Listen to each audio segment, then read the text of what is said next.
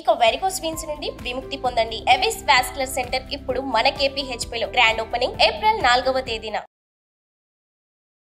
నమస్తే రమగారు. నమస్తే జయ. రమగారు, ఏదైనా మంచి కథ చెప్తారా? పూర్వం పాంచాల రాజ్యానికి సింహకేతు అని ఒక రాజుగారు ఉండేవాడు. ఆ రాజుగారికి ఒక కుమారుడు ఉన్నట్ట, ధనుంజయుడు. అతను ఒకనాడు వేటకెళ్తే ఆ వేటలో దారి తప్పిపోయాడు. దారి తప్పితే ఒక ఆటవికుడు ఒక కోయవాడు అతనికి అక్కడ కలిశాడు. సరే, ఆ విపరీతమైన వర్షము, మరి దారి తప్పారు. అతను కూడా ఇతన్ని తీసుకెళ్ళలేకపోయాడు. వీళ్ళిద్దరూ కలిసి ఒక పురాతనమైన ఒక దేవాలయం దగ్గర ఎక్కడో దాచుకుంటే దేవాలయం అంతా పాడుపడిపోయింది. అక్కడ ఉన్న శివలింగం ఏదో ప్రకృతి వైపరీత్యాలకు లోని ఒక పక్కన పడిపోయి ఉందట. సరే, చూసి ఇక్కడ ఏదో శివలింగం ఉందనుకున్నారు, దండం పెట్టుకున్నారు. ఈ కిరాతుడు ఉన్నట్టుగా అతను ఎంతో ఆసక్తిగా చూస్తుంటే, ఏమిటి అంత ఆసక్తిగా చూస్తున్నామంటే, నాకు ఎప్పటి నుంచో శివ పూజ చేసుకోవాలని ఉంది బాబు అంటే, ఇది ఉంది కదా, ఇక్కడేమి పూజా పునస్కారాలు లేవు, మీ ఇంటికి తీసుకుపోయి శివలింగాన్ని పూజ చేసుకోమని చెప్పాడు రాకుమారుడు ధనుంజయుడు. కిరాతుడు అన్నాడు, అదెట్టా పూజ చేయాలో నాకు తెలియదు బాబు, ఏదో శివ పూజ మీద ఒక ఆసక్తి, కానీ నాకు ఎట్లా చేయాలో తెలియదండి. దానిదేముంది, ఏమీ లేదు, చక్కగా ఇంటికి తీసుకెళ్ళి ఒక చోట శుభ్రమైన చోట ప్రతిష్ఠ చేసుకో, పెట్టు. శివుడికి భస్మతోటి అభిషేకం మహా ఇష్టం, చితాభస్మం అంటే మరింత ఇష్టం.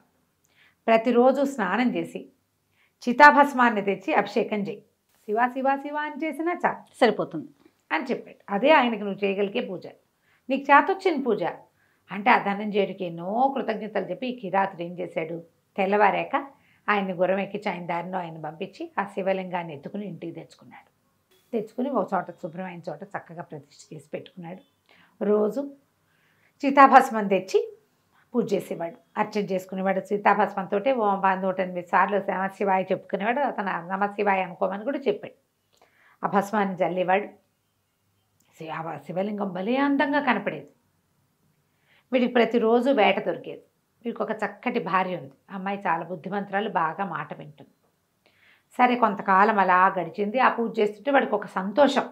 దానివల్ల వచ్చి వాడి కోట్లు పడిపోలా, వాడి రోజువారీ ఆహారం లభించేది, సంతోషంగా ఉండేదన్నమాట. అయితే ఏమైంది, కొంతకాలం గడిచిన తర్వాత ఒకనాడు చితాభస్మం లభించలే అతనికి. భస్మ పూజ చేస్తే కానీ ఆహార స్వీకారం చెయ్యడు వాడు.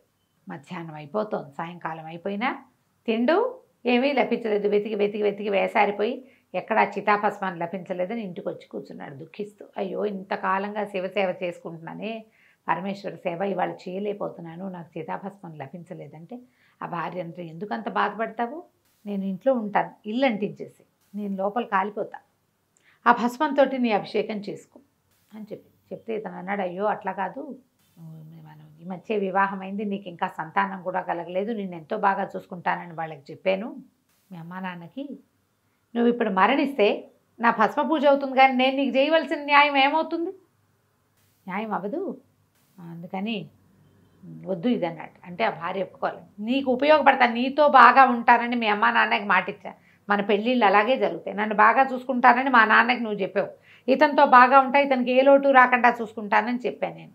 నేను చేయవలసింది ఏమిటి, నీ పూజకి ఏర్పాటు చేయాలి, నేను భార్యగా నేను చేయాలి, అదే కదా.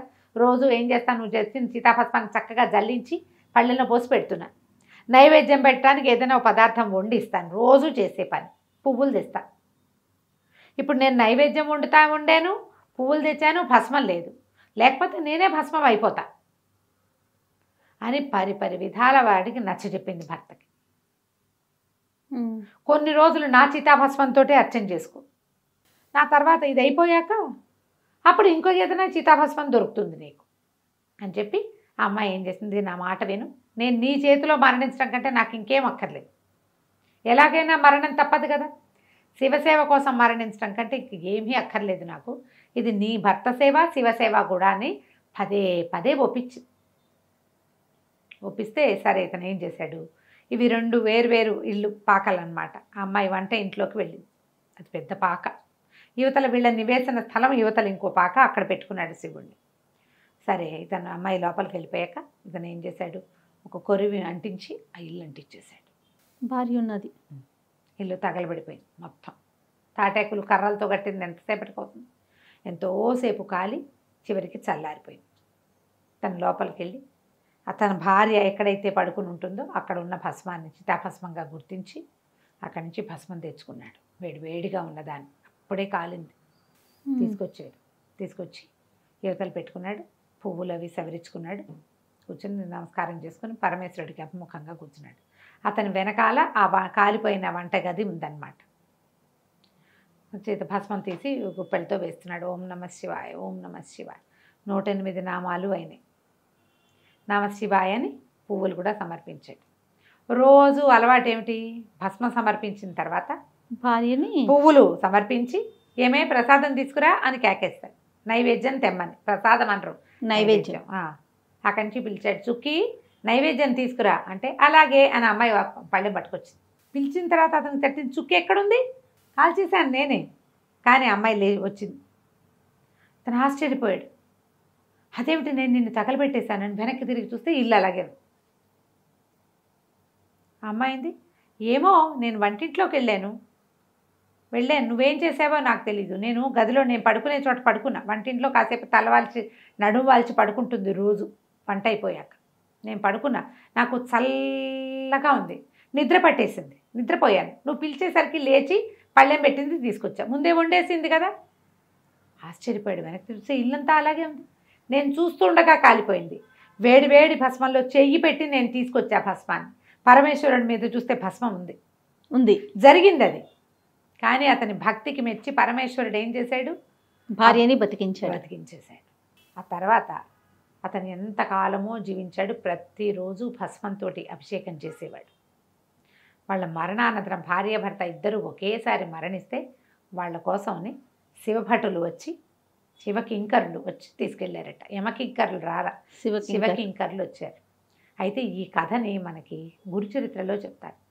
నీ నమ్మకాన్ని బట్టి నీకు అవకాశం లభిస్తుంది. నువ్వు ఏదో మొక్కుకుంటావు, అవుతుందో అవదో నీకే అనిపిస్తూ ఉంటుంది. పని చేయదు. అవును. ఓ మంత్రం, రోజు మంత్రం చేస్తే మంచి జరుగుతుంది అంటారు. ఏమవుతుందో అని చేస్తావు. అలా కాదు, అవుతుందని నమ్మి చేయాలి. ఇతనే ఉదాహరణ. గురువుని అలాగే నమ్మాలి, త్రికరణ శుద్ధిగా. మంత్రాన్ని అలాగే నమ్మాలి, వైద్యుణ్ణి అలాగే నమ్మాలి. మూడు చోట్లకి వెళ్తే 3 వేరు వైద్యాలు అవుతాయి. ఒక వైద్యుడినే నమ్మాలి, అతన్నే నమ్మి తీరాలి నువ్వు, అయితేనే కుదురుతుంది. నమ్మకంతో దైవాన్ని కానీ మన మంత్రాన్ని కానీ దేన్నైనా సాధించుకో. దేనికైనా నమ్మకమే ముఖ్యం రమ్మగారు. అంతే.